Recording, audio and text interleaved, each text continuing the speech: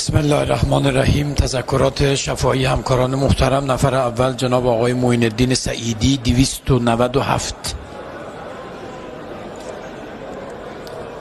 بسم الله الرحمن الرحیم.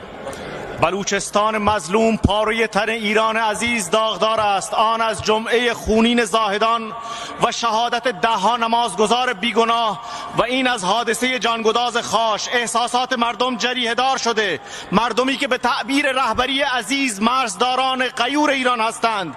تا کنون یک نفر از مسئولین از پیشگاه مردم عذرخواهی نکرده. عاملین این حوادث تلخ در هر لباس و جایگاهی که هستند باید مجازات شوند. سوال اینجاست که چرا نحوه مقابله با معترضین در این استان متفاوت است؟ در دیگر نقاط کشور گلوله های مشکی و پلاستیکی و در بلوچستان گلوله جنگی بیش از 1/3 کشته شدگان نارامی کشور متعلق به بلوچستان بوده. چرا؟ دشمن که کارش دشمنی است، پس هنر مسئولین کجا؟ آبروی نظام را با چند مسئول نامسئول گره نزنید، آنانی که هم به مردم جفا کردند و هم به نظام. ندای مردم داغدار استان را بشنوید و از آنان دلجویی کنید.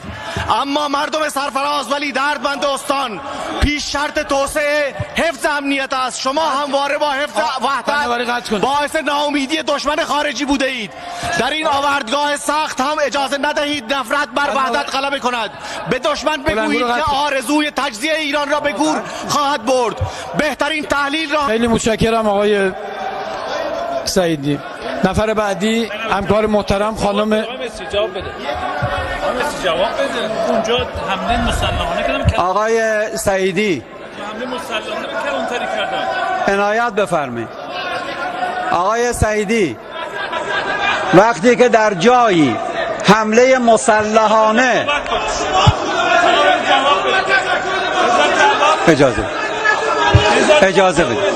اجازه بدیم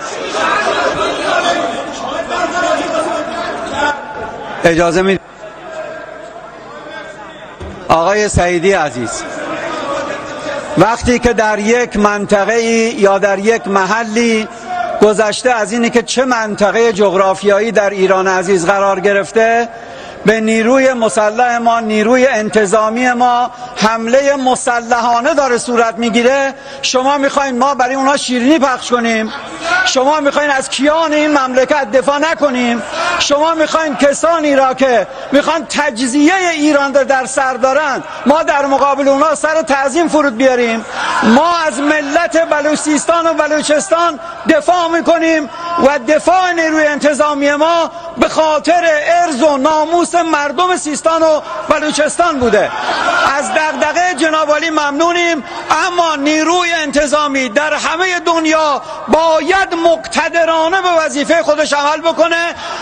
الان هم مردم عزیز ایران اسلامی دلنگرانند و ناراحتن از اینکه نیروی انتظامی داره یه مقداری سهل انگاری مثلا داره با یه حالت تساهلی داره کار پیش میبره. انتظار مردم در 13 آبان انتقام خون شهیدان مظلوم بوده و باید انتقام خون شهدا گرفته بشه. خیلی متشکرم آقای رئیس.